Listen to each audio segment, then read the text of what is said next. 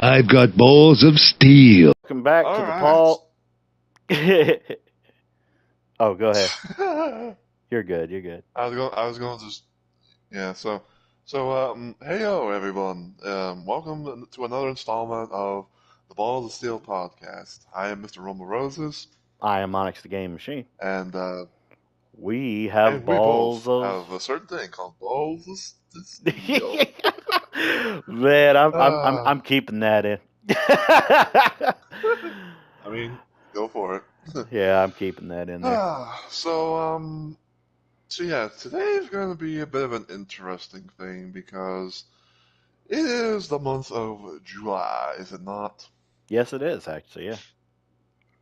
And if I remember correctly, it is the birthday of someone we know, or at least I Oh, know, and that happens to be you. oh no, we're going on with this, aren't we? I mean, why not, you know? Yeah. So, I figured that maybe for today, at most, we do a bit of a special little thing where we get to know the man behind the machine, the gaming machine, if you will. Oh no, we Now, really are I, going with this, aren't we? Okay. All I right. mean, yes, yeah. So, um, now I'm gonna be straight up with you and say that I'm gonna probably be a little bit iffy doing this. So, like, the questions may be weird, a little bit random, but I figured, we would do like a little bit of a thing, go from there, right? Sure. So, Go for it. Yeah. I'll be all open with right. it. What's up? Um, you've gone by a handful of different names, have you not, over the years? I have, yes.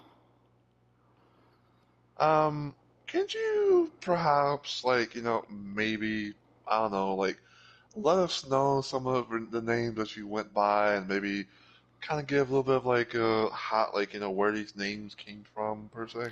Sure. I debuted on technically Newgrounds, but mostly on YouTube as DOS Spade, where I would play games that came out for MS DOS. And of course, I didn't really talk because I was very, very shy back then to talk during games. Because I believed that, I believed in doing like walkthroughs in a way of like True. just doing like old content and stuff like that. I think one of the first games I did, oh my god, um, I think it was Oregon Trail, which that's a very old game. Oregon Trail. The many times I got Oh, yeah. dysentery in that fucking game, oh my god, don't get me started. And then there was Priceless Onyx Spade, which a lot of people still these days Mm, call me Spade on the sidelines and stuff because that's when I started doing more wrestling type videos where I would review wrestling stuff, and I did a little bit of gaming here and there, mm, but I mainly did wrestling reviews and things like that. And then I then went as Onyx Spade, and I did the Spades Let's Plays, mm. which I did a lot of episodes of those. And the thing about the Space Let's Plays is I didn't talk during those either. And that channel ended up getting taken down because of a Duke Nukem video that I did where somebody thought that I took their Ah, content. yes. And I didn't, of course, I didn't take their content or anything like that. It just mirrored theirs Yeah, very I know well. how he Yeah. is. Yeah. And Yeah. so then I restarted as Onyx the Gaming Machine. And I did gaming reviews. And Ah, yes. then I did live streaming around there, and I had to choose between doing juggling gaming reviews and live streaming or just sticking with live streaming, and I chose doing sticking with live streaming because I felt like I could give more to people than with live streaming than doing gaming reviews. So yeah. I get you. Um, do you have like okay? So I know that there's like couple places that you stream that. Like I know like Twitch is going to be like your main thing, but um, do you have any memories of like stuff that you really that you really liked and you didn't want to forget and everything like that when it came to doing YouTube content back then? Oh, let's see. I guess I could start with like my uploads, and then I'll get into when I started live streaming on YouTube. So, when it came Mhm. to my content uploading, I loved how my first episode of Onyx the Gaming Machine got a lot of views just out of the blue. That was my Shadows of the Empire from Star Wars. Um, Oh, classic and 80s. I worked very hard on that episode. I used a DVD recorder to record the gameplay that I was doing off of my own TV and Nintendo 64 cartridge. And I put it on a Nice. DVD-R, and I put that into my computer and took the gameplay off of the DVD. And yeah, and then and man, my room was so fucked up back in the day, man. I had this old black couch, and it was such a comfy fucking couch. I had this old black couch, and I would sit on that fucking couch and try and do angry video game nerd style editing stuff. And well, it was more of a combination of angry video game nerd and JonTron. And Oh yeah. I went down the route with that. But the way that I wanted to do mine was a little bit on a different spectrum where I had decent edits, but I wanted to show people how to get through certain parts of the game to see if I could actually get them to play the game themselves. Um, because while reviewing is one thing, and there was the comedic aspect, some people didn't want all the comedic aspect to it. I wanted it to be a little bit more serious with a couple little nudges to comedy stuff, here and there. But I just wanted people to know like how to Oh get yeah. through certain stuff.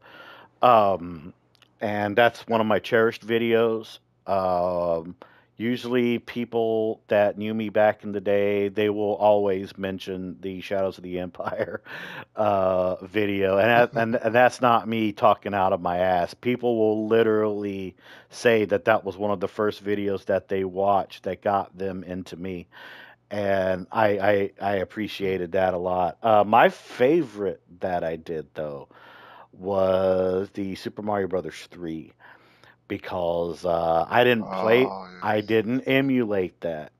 I literally recorded that off of an old VHS tape that I put into this old TV that could only play the Nintendo Famicom version of it, which is the one I wanted to do because I own a old school Nintendo Famicom, and I wanted to record Super Mario Brothers 3 original version off of that and put it onto my channel, and I did, and it was so much fun. And that was also one of the first times I was really getting used to wearing a suit jacket because I wanted to look good if for that Oh episode. yes. And man, I pushed myself with that one because I fucking love Super Mario Brothers 3. It's my favorite Mario game. While most people would love Super Mario World, which is very understandable, I will always be a Super Mario Brothers 3 guy. And plus, not many people know that Yeah. Super Mario World only came out for the Super Nintendo because they wanted to promote the Super Nintendo. It was originally going to be a Nintendo game, but they completely scrapped that freaking idea. And I thought that was asinine. But I mean, they needed something to market the Super Nintendo, so how about it? Um, Eh. but yeah, there was those. In terms of live streaming, my first time live streaming was with Resident Evil 7, and it was one of the demos. Oh yeah. And because, as you know, the original Resident Evil 7 demo updated like two, three times until we got what we got now. And that was really fun because I was experiencing it for the first time, and there's still people that I talk to that came to that first stream, and they will mention that they were in that first stream of mine, and that was around I'd say about 2016ish, around 2016 or somewhere around there, and and that was a fun experience. That was a very very fun experience, and I had people telling me that I had more of a future live streaming than uploading content, which is understandable. It's very understandable. I got to meet a lot of new people. I got to adapt and stuff. Oh yeah. But my favorite old live stream was Doom 2016 when I did no runs. It made the game harder, but it was so much fun. I loved playing Doom 2016 without using runes. Oh my god, that was so fun of an idea. Like I said, it made the game harder, but oh my god, it was Oh fun. yeah. Like that's what got me into loving Doom 2016 a bit more than Doom 64 because Doom 64 is my favorite Doom game. Um, As is mine. yeah. But yeah, Yeah. those are some of my fond memories from back in the day. Yeah. Yeah. That's definitely understandable. And yeah. I do remember like the times of whenever you would play Doom 2016 as well. And I'll admit, like, I was really curious to try it myself back then, but for me, I didn't really have a way to do it, let alone, like, a good way to do it. But the only way I was able to do something Doom 2016 related was through mods, which for classic game, which I was used to, but yeah. So, Yeah. um, so you mentioned your favorite game, which was Mario Bros. 3. So, Yeah. um, tell us what are kind of favorite games you have? Because I know you're a certain advocate of a certain type of game that we both played, but like, are there any others by chance? Oh yeah. I love the Mega Man 6 and Mega Man 2 for Nintendo. Those were really fun. I know not many people really like Mega Man 6, but it's one of the best world tours I've ever had in terms of Robot Masters. Um, Plus, Power Mega Man and Jet Mega Man are just freaking OP. I love Mega Man 2 because the Metal Blade. Metal Blade is one of the best freaking power ups in any Mega Man game, in my opinion, because all the Robot Masters are weak to it, including the Robot Master you get it off of, which was really funny. Um, Nice. I loved playing original Castlevania for Nintendo. Um, One of the first consoles I ever actually played on that wasn't a computer was the Magnavox Odyssey Gen 1. My grandpa owned one. It was literally made out of wood and had like lights and stuff connect to it. And the graphics were these little outlines that you could put on a TV screen. And I played Pong for the first time on it, and that was so much fun. Um, Classic Pong. and then in terms of my actual legit first console that I ever owned that was a computer was the Commodore 64, and I loved playing Maniac Mansion on that shit. That thing was so much fun. Oh my Ah, god. yes. Oh yeah. I remember you. The one thing I think I remember about you the most was that you love those type of games where it's like like the point and click type of games, if I remember Oh correctly. yeah. Oh yeah. I love point and click games. Yeah. Um, Yeah. and then let's see. Of course, I love Torrance Passage, '90s game, point and click. Hmm. I even own the speedrun.com moderation for that game, which is which is a really big accomplishment to me. There's also Yeah. Wishbone and the Amazing Odyssey came out also around the 90s. I also own the moderation for that, and I still hold the world record for fastest with cutscenes. Which that's so much that's a big accomplishment to me. Oh Um, yeah. let's see. I also liked playing Indiana Jones and the Fate of Atlantis for MS DOS. That was fun. Oh A lot of the yeah. I remember weird you too. little, yeah, a lot of the weird interactions that Indiana Jones could have with stupid, dumb people in that game. Um, let's see. But technically, my first console that's not considered a computer that I actually owned legitly was the Atari 2600. The Atari 2600 still to Oh this yeah. day is a very big innovator in gaming history. Like, I don't know where gaming would be if the Atari 2600 didn't even exist. Like, I think we would have been set back a couple years if we didn't have that. Um, I mean, I've never played around with Atari, but I mean, so you never know what can really happen. Now, if I remember correctly, didn't you say that you had, like, you did or had or something like that at one point? Like you had like a lot of like old consoles and stuff like that or something like that. I can't really remember. yes, yes, I do. I own a lot of consoles actually. Man, I wish I had I wish I had your stuff. Yeah. But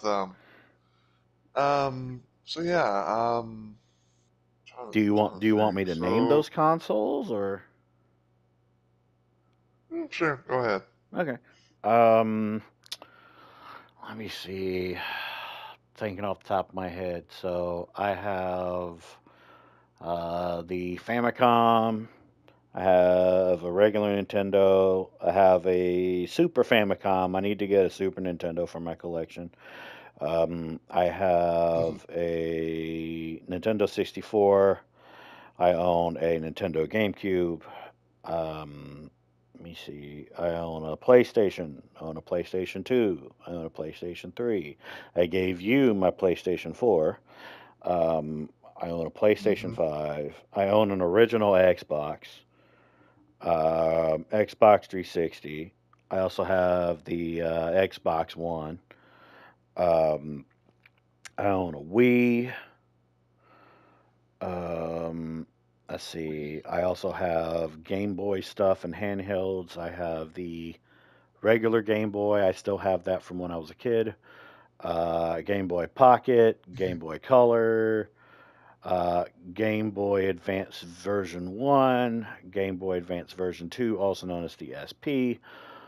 I own a Nintendo DS, and then Nintendo 2DS, a 3DS.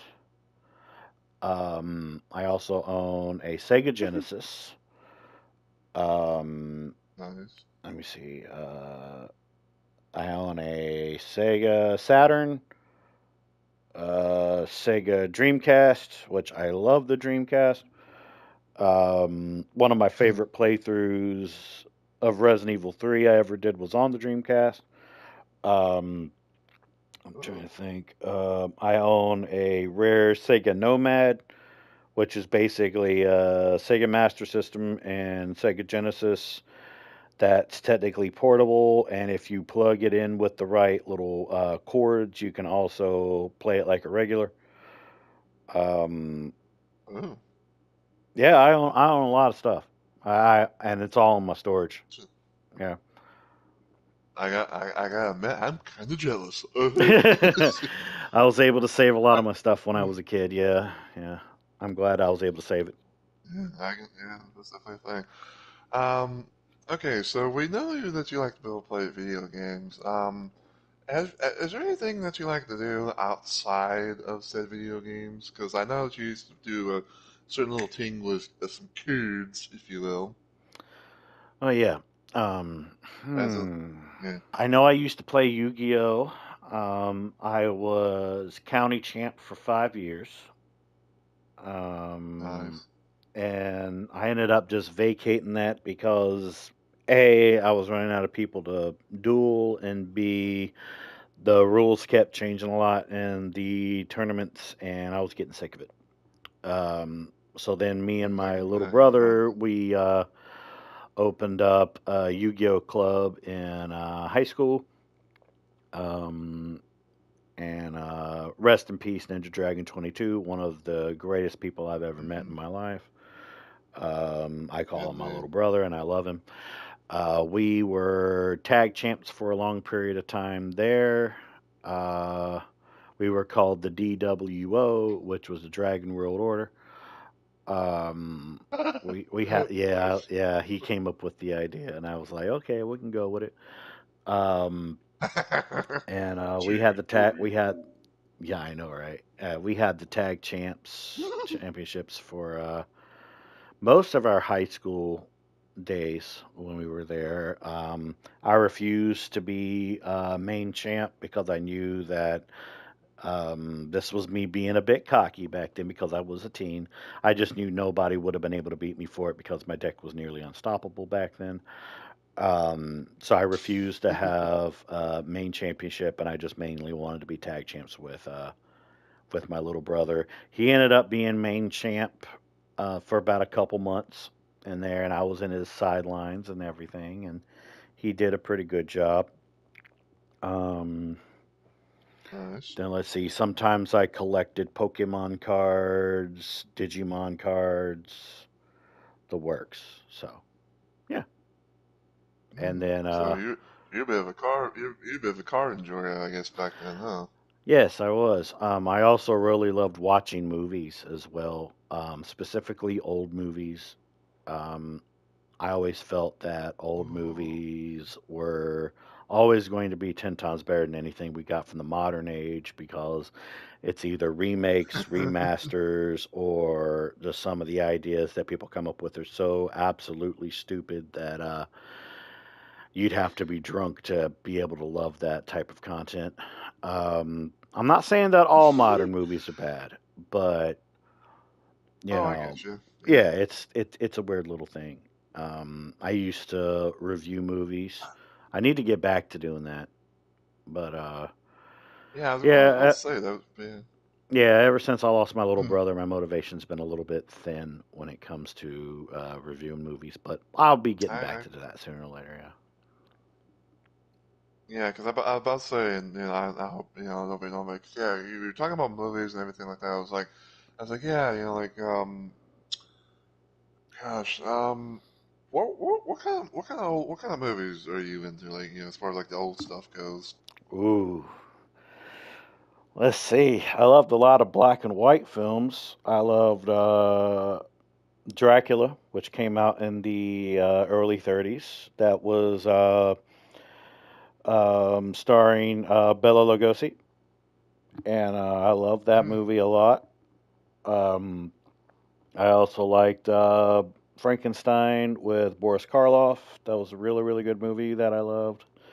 Nosferatu was pretty good, which people to this day still consider to be the public access version of Dracula because he's still under copyright, still to this day. Um, I Mm. loved a lot of noir type movies too, like and even futuristic types of stuff. So like Blade Runner with Harrison Ford. I loved Blade Runner. I still watch that on every birthday that I have, which that'll be coming soon. Usually like watching that Nice. with my dad. Um, let's see. I loved a lot of Sherlock Holmes back then, not just with Ron Howard, but also Basil Rathbone. I love old school Sherlock Mm. Holmes. Um, let me see. I love a lot of stuff that has to do with Greek mythology. One of my favorite mini series of all time was The Odyssey.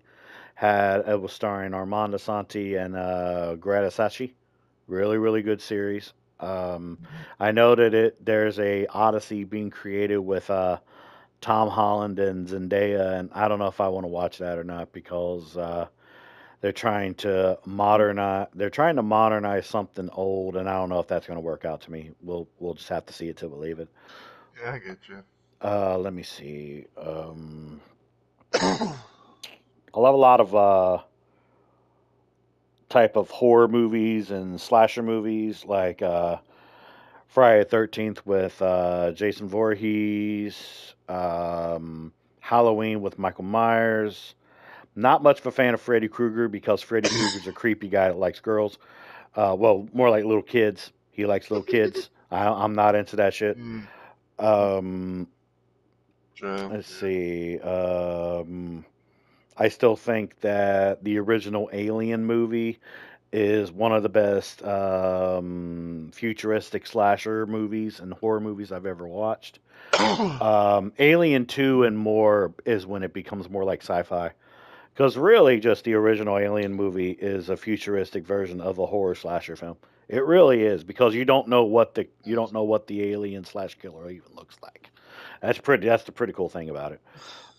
Um, Let me see. I love Gojira, also known as Godzilla. I'm a big fan of Yes. 1954 Godzilla. I also love Godzilla versus Space Godzilla. I loved Godzilla versus Biollante. Very, very good movie. He basically fights a giant plant that has G cells. Very, very good movie. He almost gets eaten. I don't know if anybody would ever want to eat Oh yeah. Godzilla. Sounds like a very spicy, radioactive mess of a steak. Um, Let me see. I also love a lot of cheesy movies as well, like specifically comic book ones. Like the original Judge Dredd was pretty good. That's the one that has Sylvester Stallone in it. He breaks the number one rule by Oh yeah. taking off his helmet, because Judge Dredd never takes off his helmet in front of people. That's always been a Mm. shtick, and you already know the reason why he took off the helmet is because he's Sylvester Stallone. He has to put his face on everything. Um, I love the old school Terminator movies. Ooh, Um, good one. because Arnold Schwarzenegger, he will always be the Terminator. I Oh spec- yeah. While most people like Terminator 2 Judgment Day, I'm more of a Terminator 1 guy because I love Michael Biehn. Michael Biehn played as Kyle Reese, in case people don't know that, and I love Michael Biehn. He was in a lot of other really cool stuff. Anybody could probably think of anything else that Michael Biehn was in. I probably know it, but I would like people to go and search out Michael Biehn themselves and watch some of his stuff. I think he's a pretty damn good underrated actor, in my opinion. Um, uh, I'm trying to think. Linda Hamilton was really, really good as Sarah Connor. I don't think I would have chose anyone Oh better than yeah. Linda Hamilton back in the day. Even though I love the miniseries of Terminator: The Sarah Connor Chronicles, I think Lena Headey did a good job as a more serious version of Sarah Connor. I thought that was pretty good. Um, but yeah, that's just a little tip of the iceberg in terms of movies that I like. Of terms of like old movies and miniseries. Yeah. I will say, like a good, even though like a good majority of them I haven't seen from what you told me, but yeah, I would say like yeah, Terminator 2 Judgment Days, I definitely like that, but seeing Terminator like first Terminator, like yeah, that's definitely like a banger of a movie. I wouldn't mind watching that like again and again and again, like a Yeah, I loop do or that a whatever. lot. Yeah, because most people will quote a lot of the one-liners from Terminator 2, but most people remember Mm. how gritty Terminator 1 was, and I love that. Because Oh also, yeah, funny yeah. thing is, Terminator 1 was one of the first rated R movies I ever watched. I snuck to watch that movie, and I love that movie.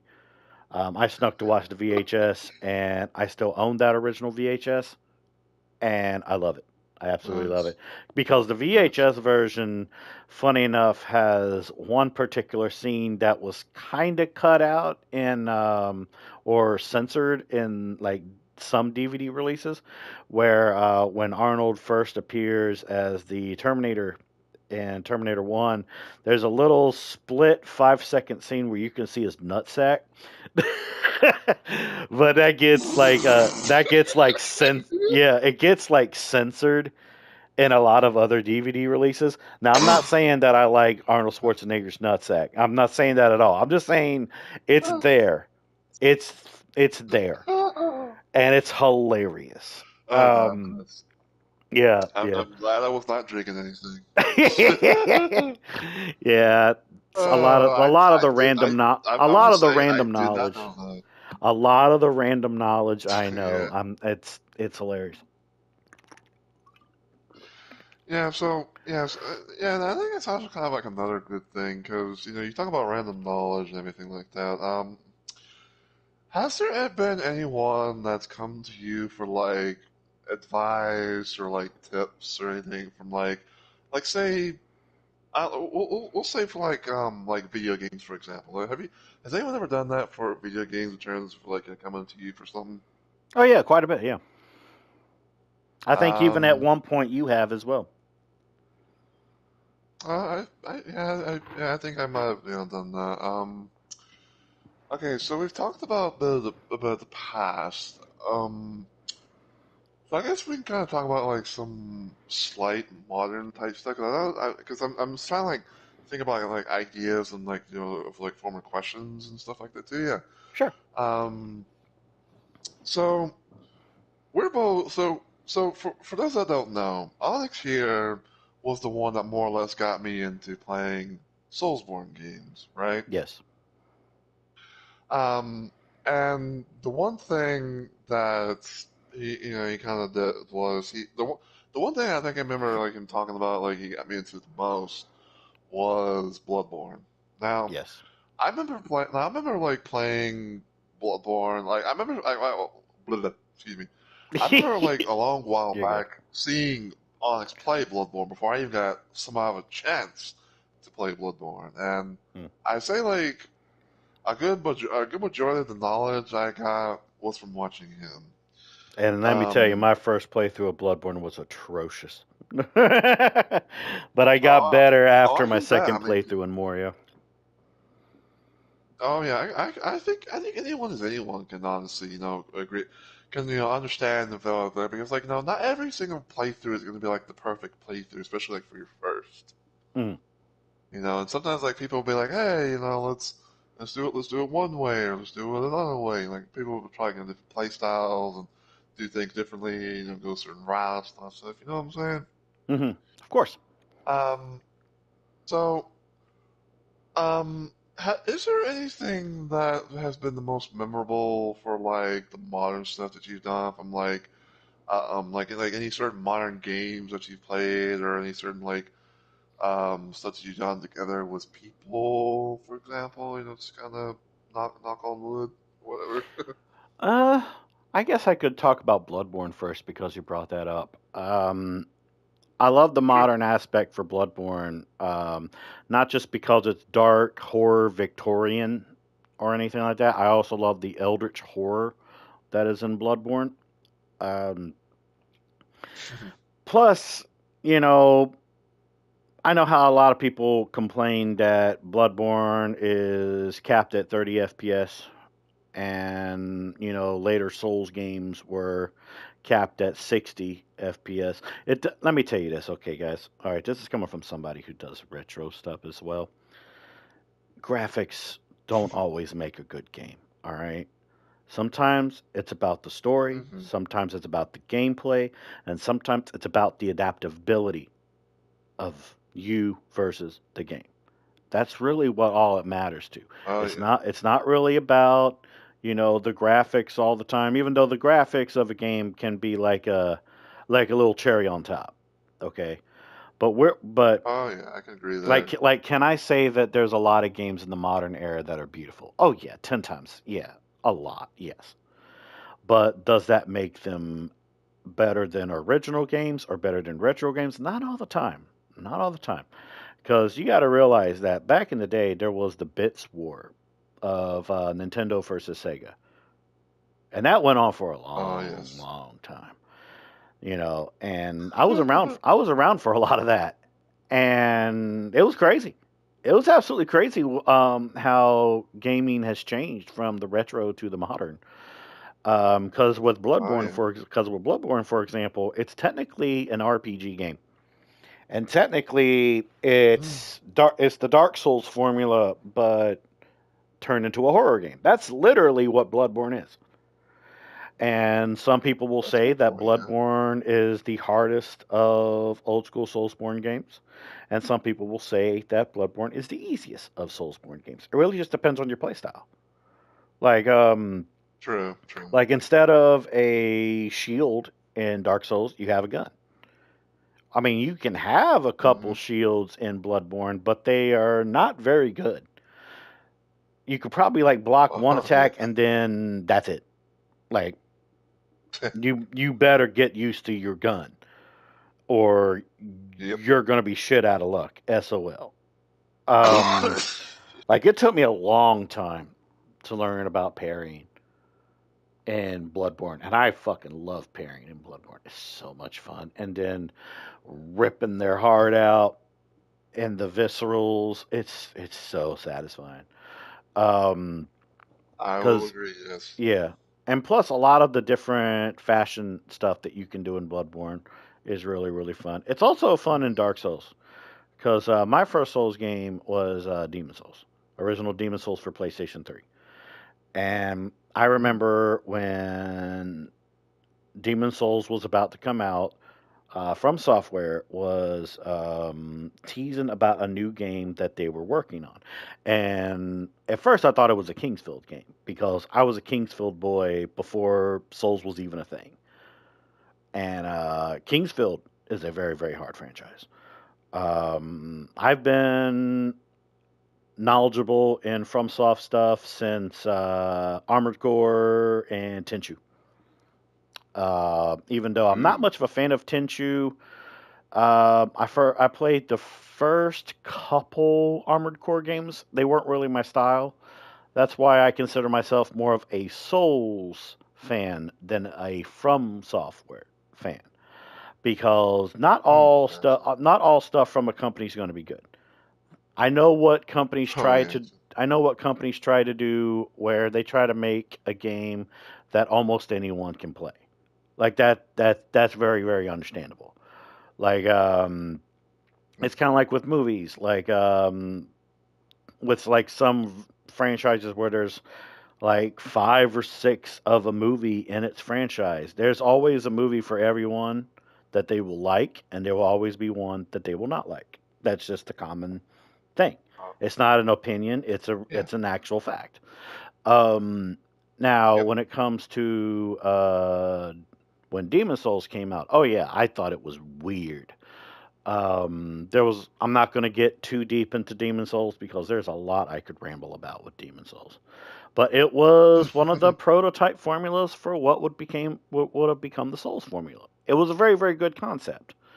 I'd say the main thing I didn't like though about Demon Souls was the fact that you literally had to fight every single boss in that game to beat the game. Oh, While in Dark Souls and further, there was main bosses, there was side bosses, and then there was optional bosses. And when it came to oh side yeah. bosses and optional bosses, you didn't have to fight them really. It was just about the main ones for progression, and that was that.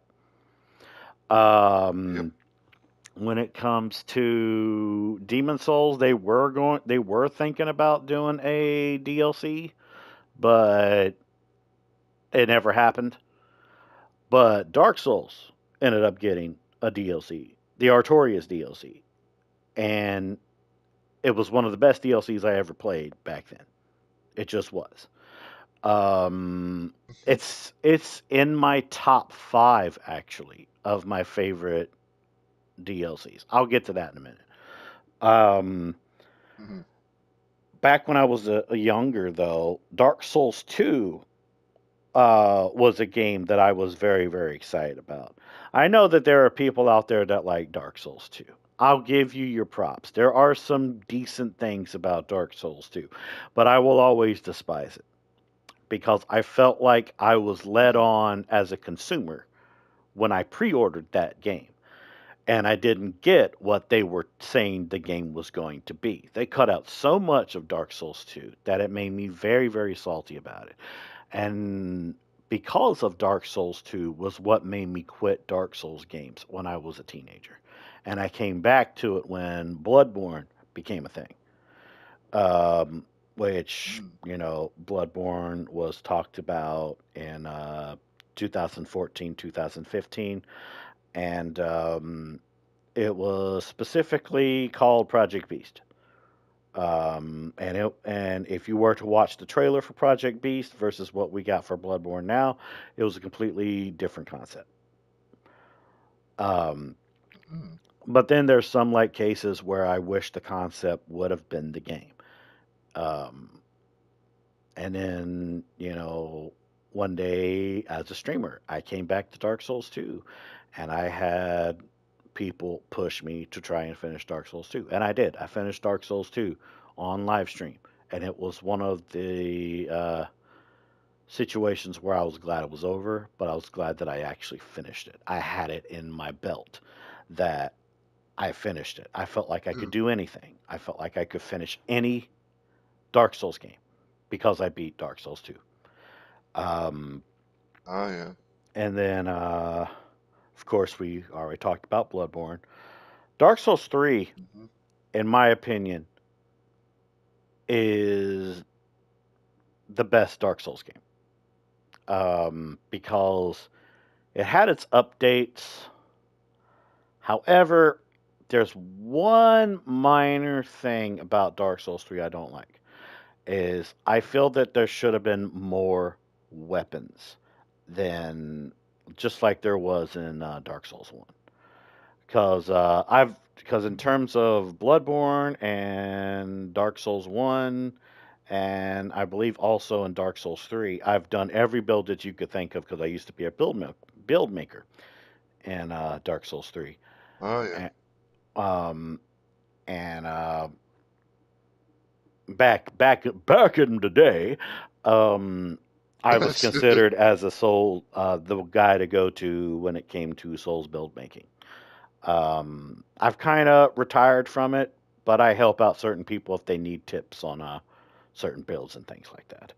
Um, and Oh then yeah. later on down the road was Elden Ring. Now, there was a couple important moments that happened in From Software's career where they changed gaming forever. There was a couple moments. One of them was when Dark Souls 1 came out because when it came to Demon Souls, it didn't catch on to a lot of people because Demon Souls for the PlayStation 3, for one, it only came out for PlayStation 3, which was absolutely atrocious. And B, they had a lot of different stuff in Demon Souls. You could tell that somebody was working on this at one point, wanted to scrap the idea, but they tried to continue it at least to finish it because that's actually the history of Demon Souls. Was Demon Souls originally had a different starter for it that was helping with it, but then Hidetaka Miyazaki came in, took over it.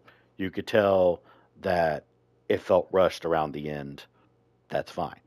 Dark Souls 1, however, you could tell that it took out a lot of the complicated stuff and it was one of those straightforward types of things. You were the chosen one. You had to either light the fire or send the age into a new age of dark. That's literally the story for Dark Souls in a nutshell.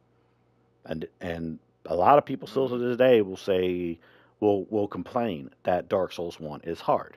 Yes, it is hard, and it's hard for a reason because you are the chosen one.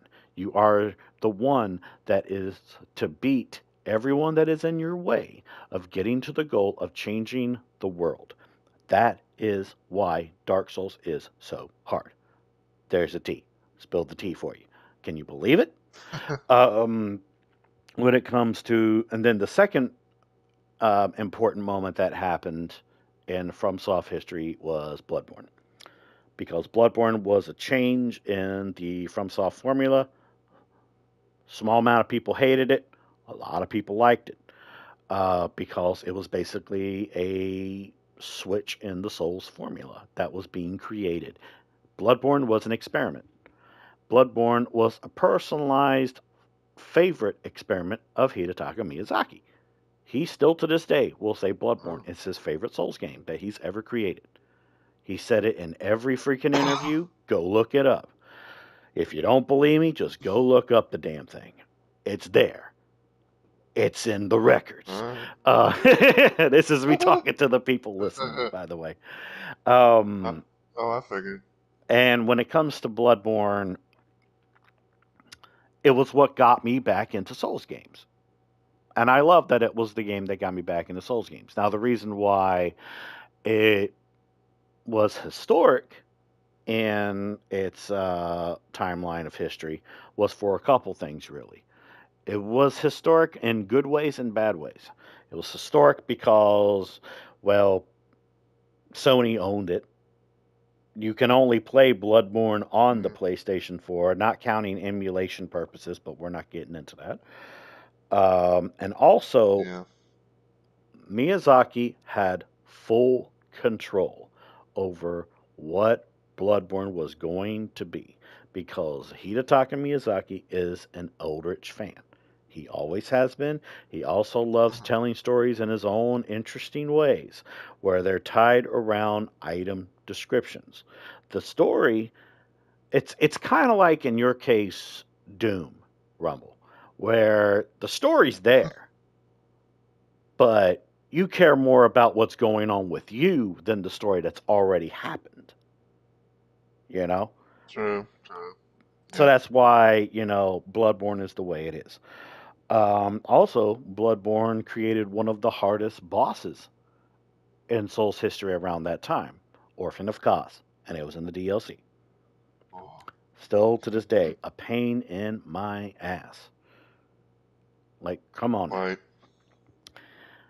But then there was a third thing that happened in From Software's history that changed gaming forever, and that was Elden Ring. Now, Elden Ring and Dark Souls 1 have a very similar line in their history because they changed the Souls formula in gaming history forever. Elden Ring has done that as well because Elden Ring is basically the accumulation of everything that people liked in Souls games put into a Souls game of their own, but with added features.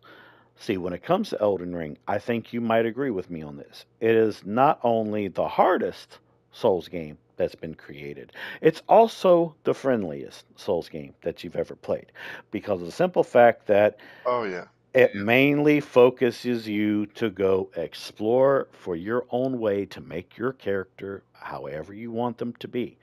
You progress however the hell you want to progress. It's like, do you want to Right. play side bosses? Okay. If you just want to grind in one area and make yourself a little stronger, all right.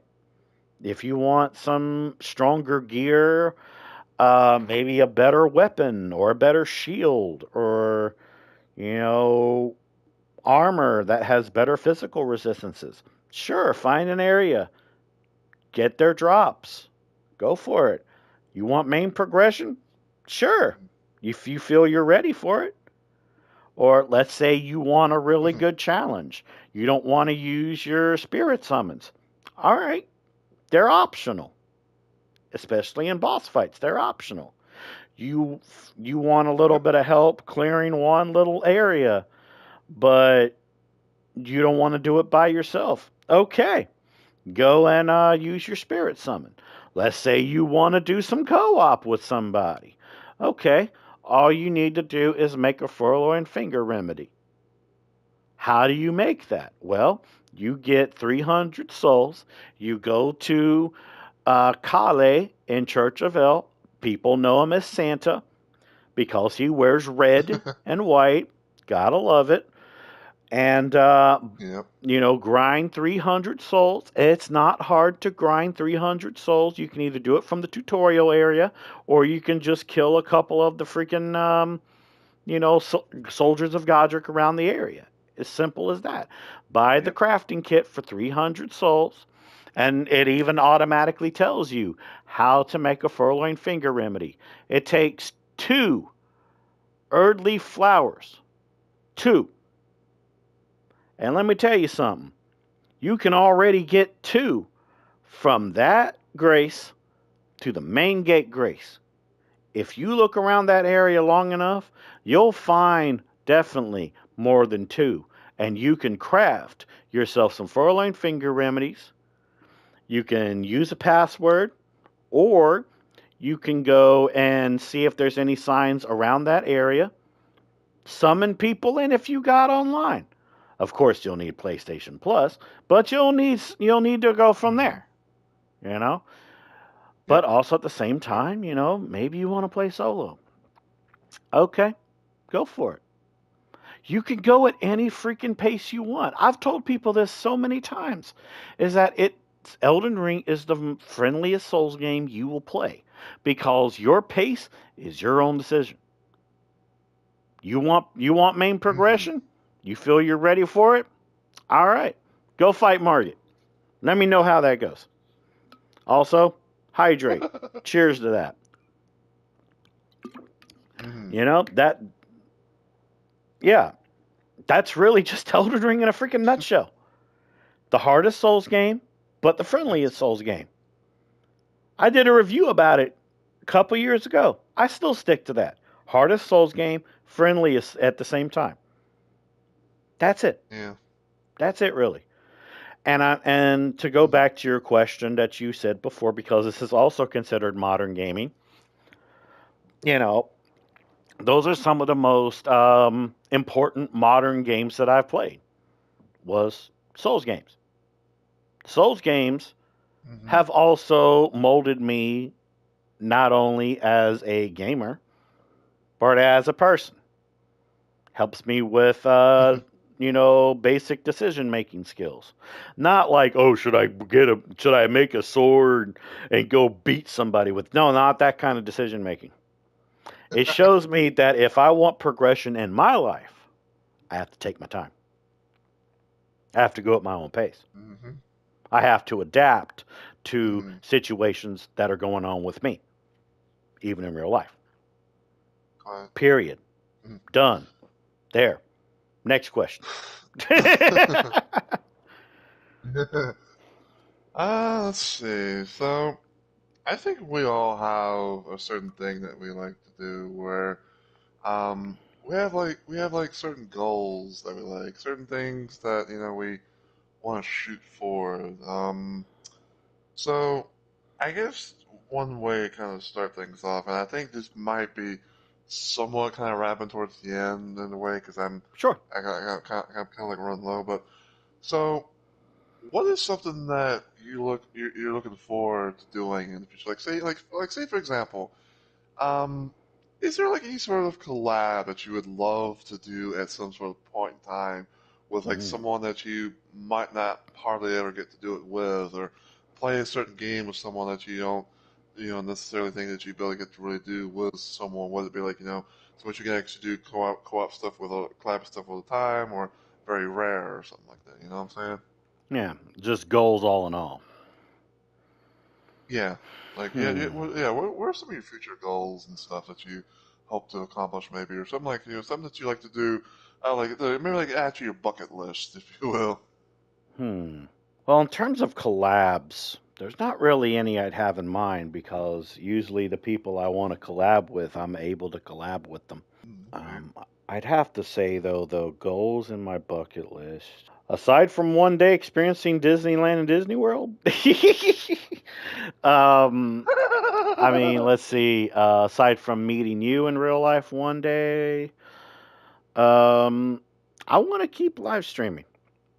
I know that there's stuff like Twitch cons and Twitch meetups and stuff, and that's not really my forte. I'm a very, very shy person in real life, and I like live streaming more than going to like Twitch cons and stuff like that, like Twitch group meetups and stuff, because my reasons for live streaming are a lot different than a lot of people's you'd probably meet. Like, just even famous people, Because I'll admit, at one point when I started live streaming, I did care about possible financial gain. I mean, who doesn't? There's people out there that are doing live streaming as a job, But then as years progressed, I learned, yeah, it's good to make it like a job in a way to you, which I will always consider this as a job second, but more of a hobby first. I like live streaming because I get to give people a place that they can lurk while they're running their life. I like meeting new people. I like helping new people, And I understand that the internet is one of the most violent and atrocious places that you will ever have to deal with, but also real life is as well. Um, True. but I like giving people safe spaces. I like when people get to be themselves around other people that get to be themselves. Equality. Some people will say that they give true safe spaces and stuff, but I've learned in my past that there are limits to those safe spaces. I like to be somebody that doesn't give limits to those safe spaces, where it's like, you're having a bad day? Talk about it. Let it all out. Lay it on the table. I'll listen to you. Just understand, I'm not a therapist, but I'm always here to listen. You know, if you're having a bad Mm-hmm. day or someone pissed you off, or maybe, your relationship's not working out too well, but you just want to find some place to talk. You want to find some place where maybe people will give you some advice. Not just me, but just people in the chat. Go for it. That's how I am. I've wanted to give a space where people can be themselves for a very, very long time. Because before I even thought about live streaming, I used to watch people that have now became controversial people in live streaming. I'm not going to mention any names, but Fair enough. there's some people where, for example, all they care about is being funny and playing a game, but maybe they're not playing the game that good. You can tell that they're mostly doing it for chat interactions and things like that. That's decent. That's their formula.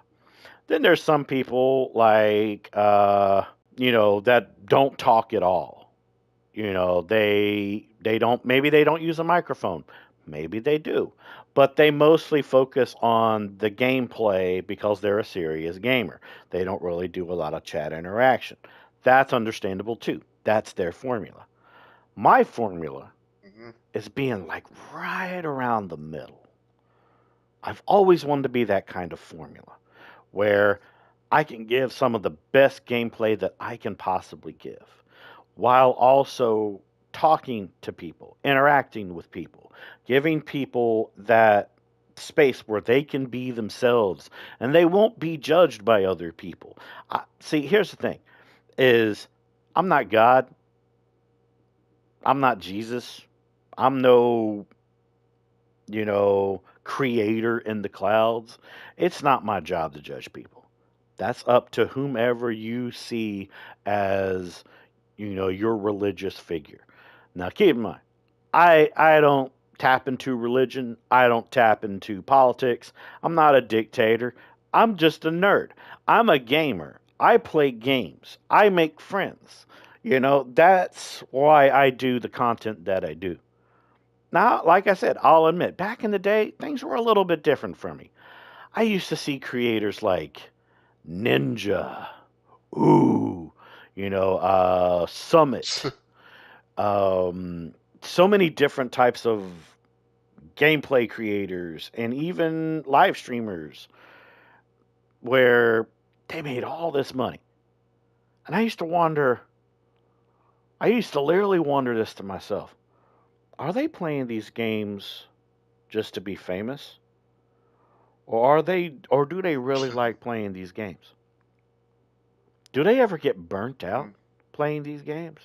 Where they just want to play something different, but they're so scared that they won't get the views or get the subscribers that they just play the same game over and over and over and over again until they realize, man, gaming's hard. Do I really want this to be a career? And then there's like back in the day where people were like, you know what? I would love to not have an actual 9 to 5 job. I would love to play games for a living. And now these days, in like 2024 and even 2025, people will complain that they are gaming too much. I never thought I'd see that ever in my life. Because I grew up in a time where people didn't believe gaming could ever be a job. It's so crazy. It's so crazy now that I look at it. Right. And What this has to do with my bucket list is I still want to keep going until not my body breaks down, but until my brain can't handle it anymore. I want to give content that I love to play while giving people that realm where they can be themselves. Maybe they don't want to talk. That's fine. Maybe people want to talk about their day or how good it was or how bad it was. Go for it. I'm here to listen. Just always remember, I'm not a therapist, but I will always lend an ear if somebody needs to get something off of their chest. It's fine, you know. And of course, you know, some topics are best talked about off stream. You know, that's fine. I do that a lot with a lot of my personal friends. That's perfectly fine. I'd say Yeah. maybe if you asked this question to me when I was in college, I wouldn't know how to answer it. I would want so much on my bucket list. But now my bucket list is mainly to live, to give people happiness, to play the games that I love to play, and even if I can't make everybody happy, also known as putting everybody in a glass jar to protect them. You know, even if I can't make everybody happy, I know in my brain that I'm making someone happy. Because, see, I'm not doing this to motivate myself. You're talking to an autistic guy that has body dysmorphia, okay? I'm never going to be able to make myself happy. But when I make other people happy, that's what makes me happy. You know what I mean? Like, when I get to see you live stream, that makes me happy. Even if I can't always be there, I can know that I pushed MrRumbleRoses to do the one thing he would have never seen himself do back in the day when he did no commentary playthroughs of games. Rumble, you're using a True. microphone. Rumble, you're playing on a console. That was gifted by me. Now, this isn't me like poking at my pride. You talk about that a lot because I know for a fact that your mind has changed since you could get off of the action recording software and play games that you like to play on a console. Mhm. It's crazy because I tend to care less about making myself happy, but I care about making my friends happy, making other people happy. That's my bucket list. My bucket list is to make sure that while not giving less to myself, I give more to the people that I love and the people that I care about. That's who I am I today. love it. Yeah. I That's who got I yeah. yeah, that's who I am today. I'd say like maybe 5 years before this time, I don't think I'd ever be able to say the stuff that I'm saying. But now it's like I'm gonna be turning 37, man. I'm gonna be turning 37 at the end of July, and no one's ever truly happy. You know, no one ever truly has everything that they want in the world. There will always be something that you need. There will True. always be something that you want. But I'd say I'm satisfied. I'm not happy. I'm not sad. I'm not angry, but I'm satisfied. Because you know, some people will ask you, even in therapy, they'll be like, "Are you happy? Do you feel happy?" Well, that's an interesting question because there really is no such thing as a true happiness. You'll always need something. You'll always want something. You'll always be thinking of what if. And that's why, really, I don't feel there's no such thing as feeling complete happiness. I'll say I'm satisfied at who I'm becoming and who, you know, learned from me and everything. You know what I mean? Oh yeah, I get you. Yeah. So, you know, in conclusion, that's my bucket list. My bucket list is without giving less to myself, I give more to the people that I care about and the people that I love. There you go. Sim I gotta say, much respect. Simple, very, straight to the thing. Not a whole much. I can dig that. I can really dig that, man. Yeah. And you know I love you as well, bro. I love you too, Ram. Yeah, yeah. But so yeah, I think that's going to be it for this little special edition of the Balls of Steel podcast. So Fuck yeah, let's fucking go, mate. yeah. So do you want to do the outro or do you want me to? I don't care either or. Yeah, I'll do it. So, if you guys liked what we talked about today, or even stood here and heard all the ramblings that I had today, you know, give the podcast a like. Leave a comment down below if there's a topic you want us to talk about. And also we do our own content as well. We do Twitch. Twitch.tv/ MrRumbleRoses, Twitch.tv/ OnyxTheGamingMachine. If you want to come in, talk to us, check us out, all that jazz. Go give us a follow if you want. It's no big deal. We're here to do our content and meet new people while keeping the haters and all the people that want to complain about stuff out of here. Get out of here. There's the door. Don't let the door hit you in the ass on the way out. But yeah, I'm Mr. Oh my God, I was about to call myself Mr. Rumble Roses. You can tell I'm getting tired. But yeah, I'm Onyx the Gaming Machine. That's Mr. Rumble Roses. And until we see everyone in the next video, live stream, or even podcast, take care, everybody. And we hope you have a good week or weekend. Indeed. See y'all later.